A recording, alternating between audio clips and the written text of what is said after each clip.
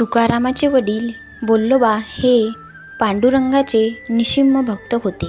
ते दरवर्षी न चुकता पांडुरंगाच्या दर्शनासाठी पंढरपूरला जात असत आणि दरवर्षी त्यांची पत्नी कनकाई माऊली त्यांच्या मागे लागत असे की मलाही पंढरपूरला पांडुरंगाच्या दर्शनाला न्या.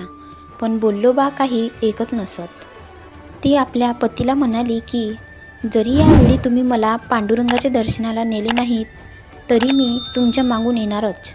बोल्लोबांचा नाईलाज झाला, कारण स्त्रीहट्ट व बालहट्ट टाळता येत नाही. ते म्हणाले, मी तुला तुझ्याबरोबर नेईल, पण एक अट तुला पाळावी लागेल. ती म्हणजे मंदिरात गेल्यानंतर पांडुरंगाकडे काही मागायचे नाही. कनकाई माऊली आनंदली. तिने पतीला सांगितले की मी काही मागणार नाही. पती पत्नी पंढरपुरास निघाले. तिथे पोचल्यानंतर कनकाई माऊली मनाशी विचार करीत चालली होती की आज आलोच आहोत तर पांडुरंगाचे दर्शन घेऊ आणि पंढरपूरही पाहू. यात्रेतील बांगड्यांची, खेळण्याची दुकाने हरकून पाहत पाहत ती बोल्लोबांच्या मागून चालत असल्याने त्या दोघांत अंतर पडले.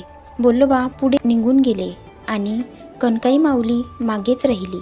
इकडे बोल्लोबा मंदिरात पोहोचल्याबरोबर पांडुरंगाची मान वर होती, ती खाली झुकली. रखुमाईने पांडुरंगाला विचारले की सगळे भक्त दर्शनाला येतात तेव्हा तुमची मान वर असते आणि बोल्लोबा आल्यानंतर तुमची मान खाली का झुकली?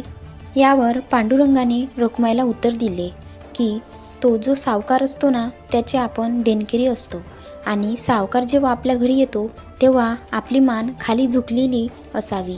म्हणजे बघा, बोल्लोबांनी पांडुरंगाची निस्वार्थपणे इतकी भक्ती केली की प्रत्यक्ष देवच त्यांचा देणकरी झाला.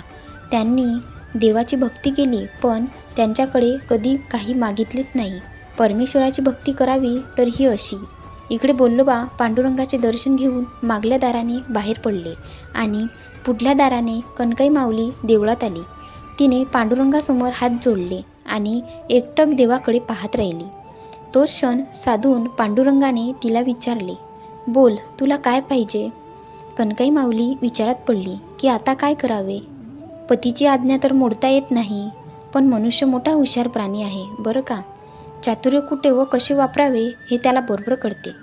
तिने मनाशी पुन्हा विचार केला की पतीने सांगितले की देवाकडे काही मागू नकोस, पण हे कुठे सांगितले की देव जर स्वतःहून काही देत असेल तर घेऊ नकोस. ती पांडुरंगाला म्हणाली, पोटी संतान नाही. देव म्हणाला, जा निश्चितपणे घरी, तुला मुलगा होईल. ती खूप आनंदली. हवं ते मिळाल्यावर माणूस देवाला जरा जास्तीच प्रदक्षिणा घालतो, नाही का. हिनेही बऱ्याच प्रदक्षिणा घातल्या.